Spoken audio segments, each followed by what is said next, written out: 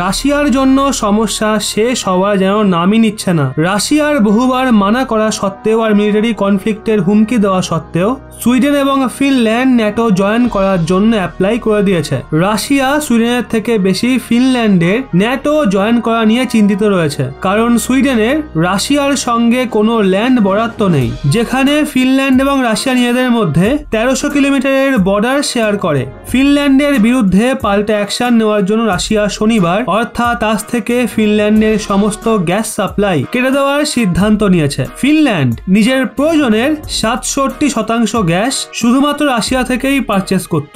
এছাড়া গত সপ্তাহের শনিবারে রাশিয়া ফিনল্যান্ডকে সমস্ত ইলেকট্রিসিটি সাপ্লাইও বন্ধ করে দিয়েছিল, কিন্তু রাশিয়াও ভালো মতো জানে এইসব করলেই ফিনল্যান্ড এবং সুইডেন পিছু হটবে না। রাশিয়া গতকাল এটা ঘোষণা করেছে যে ন্যাটোর এক্সপেনশনের জন্য তারা পশ্চিমভাগে ইউরোপীয় দেশগুলোর ক্লোজ যে পার্টগুলো রয়েছে ওখানে 12টা নতুন মিলিটারি বেস বানাবে। রাশিয়ার ডিফেন্স মিনিস্টার সার্গেই শোইগু গতকাল এই বিষয়টা জানিয়ে বলে, এই 12টা মিলিটারি বেস এই বছর শেষ হওয়ার আগেই সম্পূর্ণরূপে তৈরি করে ফেলা হবে, আর ওখানে রাশিয়ান ট্রুপস এবং হাতিয়ার পার্মানেন্টলি ডিপ্লয় করে রাখা হবে। গত 3 মাস ধরে চলা যুদ্ধে রাশিয়ার অনেক লোকসান হয়েছে, অনেক রাশিয়ান সোলজার মারা গেছে। এক্ষেত্রে রাশিয়ার পার্লামেন্টে একটা নতুন বিল আনা হচ্ছে, যা অনুযায়ী 40 বছরের বেশি বয়সের রাশিয়ান নাগরিক এবং 30 বছরের বেশি বয়সের বিদেশি নাগরিক রাশিয়ার মিলিটারি জয়েন করতে পারবে।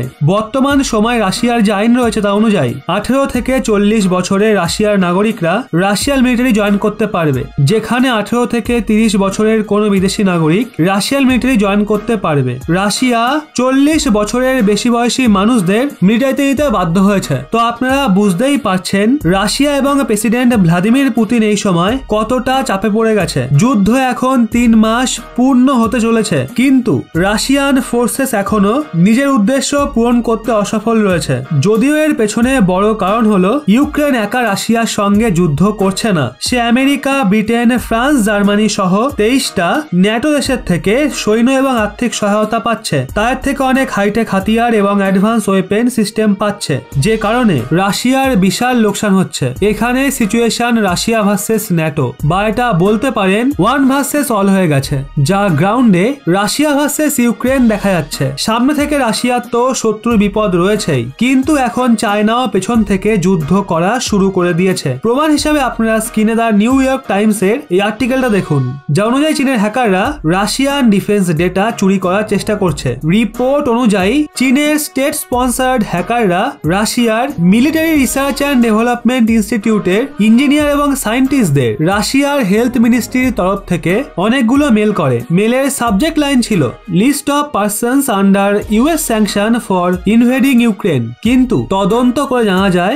রাশিয়ার হেলথ মিনিস্ট্রি নয়, বরং এটা চীনের হ্যাকারদের কাজ ছিল। রিপোর্ট অনুযায়ী চীন রাশিয়ার এমন ইনস্টিটিউটের উপর সাইবার অ্যাটাক করছে যা স্যাটেলাইট কমিউনিকেশনস, রাডার্স এবং ইলেকট্রনিক ওয়ারফেয়ারের সঙ্গে যুক্ত রয়েছে। চীন এই ধরনের অ্যাটাক অনেক কটা পশ্চিমী দেশের বিরুদ্ধে করে ফেলেছে, কিন্তু এখন রাশিয়ার ওপরও শুরু হয়ে গেছে। ডিফেন্স ডেটাকে স্পাই করা চীনের তো পুরনো বদ অভ্যাস, কিন্তু অবাক করা বিষয় হলো চীন এখন রাশিয়াকেও ছাড়ছে না, তাও আবার এমন সময়। রিপোর্ট অনুযায়ী চীন অনেক হ্যাকারকে হায়ার করে ইউক্রেন ওয়ারের ব্যবহার নিজের সাইবার অ্যাটাক করার জন্য শুরু করে দিয়েছে। ইউক্রেন ওয়ার ব্যবহার করার মানে হলো ইউজারদের এমন লিঙ্ক আর ডকুমেন্ট পাঠানো হচ্ছে, যেমন রাশিয়ার ইঞ্জিনিয়ারদের ইউক্রেনের ওপর হামলা করার জন্য ইউএস দ্বারা ব্ল্যাক লিস্টেড রাশিয়ান মানুষদের লিস্ট পাঠানো হয়, যাতে তাদের আগ্রহ থাকে, উৎসাহ থাকে যে এই লিস্টে কাদের কাদের নাম রয়েছে। এই ধরনের স্ট্র্যাটেজি আরোপ করে চীন ইউরোপে অনেক সাইবার অ্যাটাক করছে। চীনের হ্যাকাররা ইউজারদের ট্রিক করে ফলস এমন ডকুমেন্ট ডাউনলোড করাচ্ছে যাতে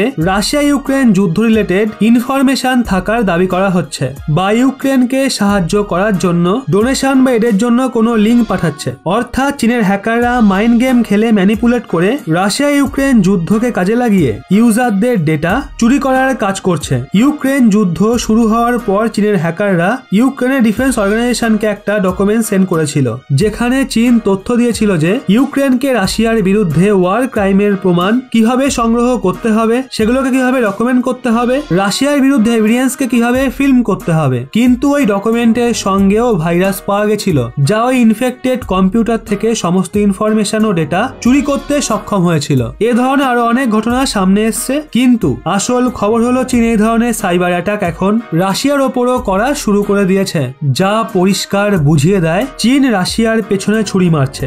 যাই হোক, আপনাদের কি মনে হয় রাশিয়ার কি এই যুদ্ধ থামিয়ে দেওয়া উচিত? কমেন্টে অবশ্যই জানান।